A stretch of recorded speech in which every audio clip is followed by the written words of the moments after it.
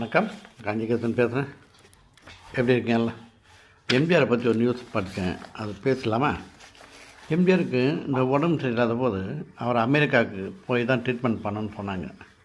அப்போ அவர் ஃப்ளைட்டில் ஏற்றும்போது இந்த மீனம்பாக்கத்தில் பயங்கர கூட்டம், ஃபோட்டோ எடுக்க முடியாதுன்னு. அப்போ யாரோ ஒருத்தர் ஃபோட்டோ எடுத்து அந்த முகம் மட்டும் தெரியும். அது அப்போது இருந்தவங்களுக்கு என்ன மாதிரி ஆளுன்னு தெரியும், கொஞ்சம் பார்த்தவங்களுக்கு.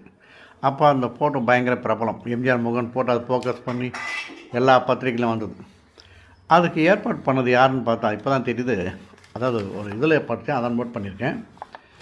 அது அப்போது பிஎம் இந்திரா காந்தி தான் செஞ்சுருக்காங்க. எம்ஜிஆர்ன்ற தனி நபருக்காக ஃப்ளைட்டை ஏற்பாடு பண்ணி அமெரிக்காவுக்கு அனுப்பிச்சிருக்காங்க.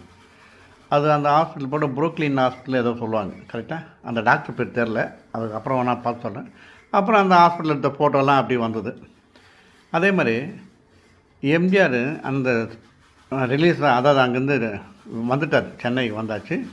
வந்துட்டு அந்த பில்லு ஃபுல்லாக செட்டில்மெண்ட் பண்ண ஒரே தலைவர் இவர் தான், ஒரே ஆள் எம்ஜிஆர் தான். ஏன்னா மீதி பேர் இருந்தால் நம்மளுக்கு என்னத்தை கவர்மெண்ட் எடுத்துன்னு விட்டுருவாங்க. இவர் அப்படி இல்லை, எல்லாத்தையும் செட்டில் பண்ணணும்னு சொல்கிறாங்க.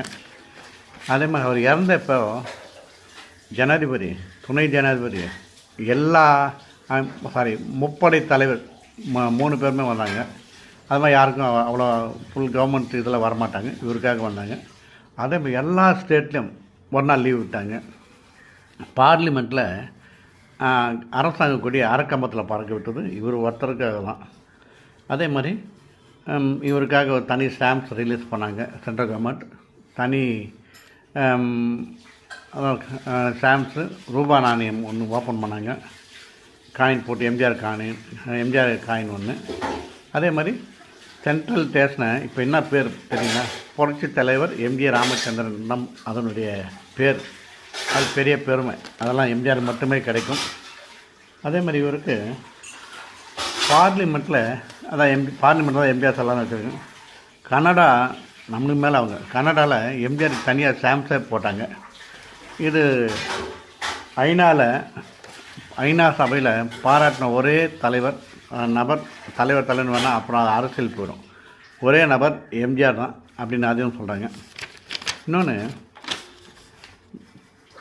எந்தவித போராட்டம் பண்ணாமல், அப்போது தண்ணி கஷ்டம், எந்தவித போராட்டம் பண்ணாமல் கிருஷ்ணா நதி நீரை வாங்கினது இவர் ஒருத்தர் தான். இப்போலாம் போராட்டம் அது இதுங்க எதுவுமே கிடையாது. அதே மாதிரி எங்கள் போஸ்டல் டிபார்ட்மெண்ட் முன்னே ஒன்று சொல்லிக்கிறேன். அப்போ அவர் அங்கேருந்து வந்துட்டாருங்க. அப்போ வெளியூர்லேருந்து ஒரு லெட்டர் ஒன்று வந்தது. அதில் எம்ஜிஆர் சென்னைன்னு போட்டுது, கரெக்டாக போய் சேர்ந்துச்சு. வேறு யாருக்கும் நம்ம போகாது.